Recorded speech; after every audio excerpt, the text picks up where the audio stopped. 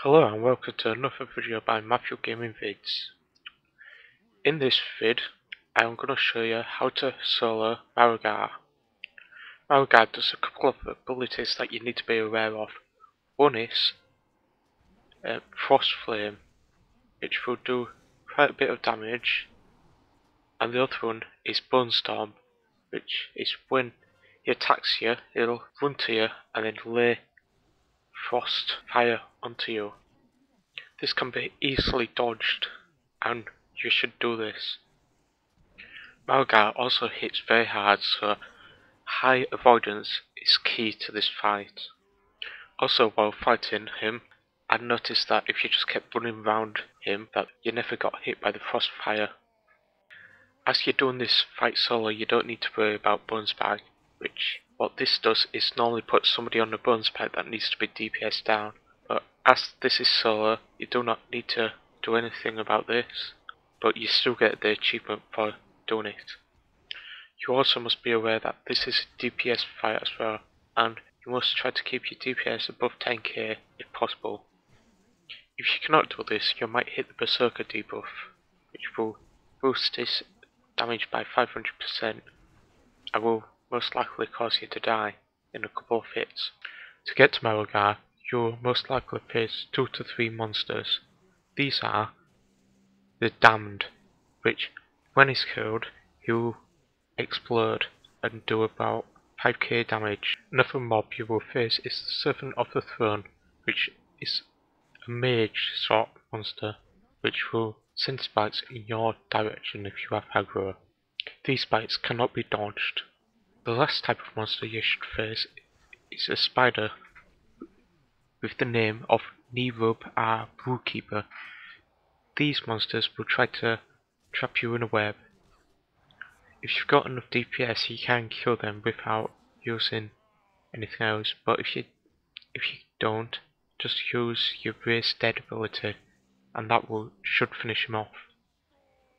If you're unlucky and you run into one of the traps, it will spawn a big skeleton guy, which can be easily killed.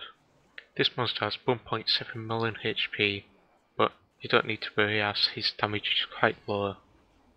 I noticed for the amount of time it took me to kill him, he dropped quite a lot of money. So if you're still in need of some money, try to find the traps and kill them. There are 2 traps for these guys in each room, so you need to be careful where you stand. The traps are randomly generated, so they are not in one spot all the time. To get past the second room, I used Invisibility Potion, which makes you invisible for 18 seconds.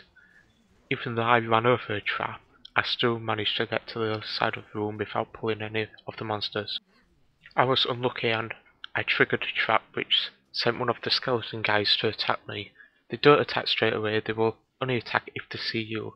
As we were in the second room, he just passed through where the boss will be standing, so just wait until he comes out of that second room and then taunt him or attack him and then kill him that way. Otherwise, if you do run into him and try to get him into the same room, you will pull the other group and then you will die.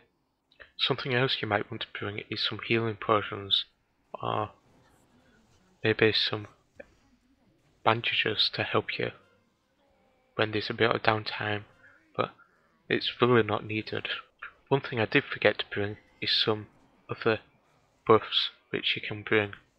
Some are flasks, normal buffs, like the Scroll of Fortitude, which increases your stamina. But as shown in the video, these are really not needed, and he can easily be killed without them. When Marrowgar bunstorms, you need to kite him from one side of the room to the other. I found this the most effective way to stop you getting damaged by the frost fire. If you're not reaching the goal of 10k DPS, then one thing that I have noticed, if you pop anti-magic shell and stand in the fire for a bit, your vengeance does stack a bit higher, so you might be able to just reach the benchmark that way. If you still can't reach the benchmark, then I did find that if you do bring a friend, he will die the first bunstorm, but his DPS will still count towards the fight. This is actually the first way I did it, which were back at the beginning of Cataclysm. To check what your DPS is by using an add-on which is called Recount, which can show your DPS done and damage done at the same time. I find this very effective way of measuring my DPS, so that I could see if I'm going to reach the Berserker buff or not. If you do decide to bring somebody else, remember to tell him to use all these buffs he can do at the beginning, because he will die in the first minute or so. On my weapon, I am using Rune of the Fallen Crusader, which I find is the best rune to use if you're soloing. But you can use the Rune of the Stone Skin Gargoyle. This does make the fight a lot tougher, but still doable. If you're struggling on this fight and need help with it, please contact me and I will try to help you be able to solo this boss. In the video, as you can see, you get 83 gold just from killing the boss, and also if you're a disenchanter, you'll be able to disenchant them to the crystals and be able to sell them on my server for about 30 to 40 gold, which brings the grand total to 160 gold. I find this very nice for the amount of time you spend on it. This is not including the trash what you have killed to get up to this point. While a lot of the trash is skippable, I do suggest you trying to kill it, as it does bring you in a bit of extra cash and there's a chance of getting some rare epic drops. I did hear that this could be soloed by a paladin, but I tried that on my paladin and found the damage was just too high to keep up with. I will try to get more solo vids out to you as soon as I can. Like I said in my other video, I am trying to get 3 videos out per week for you to watch. If you would like to see me solo 2-man or even go through an instance with my warrior, please let me know and I'll try to get that to you as well. After this video, I tried to attempt to kill Lady Death Whisperer. I have got a part of the way down, but I'm still working on the kill. Once I have killed her, I will show you the video to that and maybe some of the wipes. The trash in front of Lady Death Whisperer are quite fun to kill, but you must remember to kill out the shadow ones first, as they do heal the others. Also, one of them does get revised into a skeleton, which does more damage, but really, there's no challenge in part to this.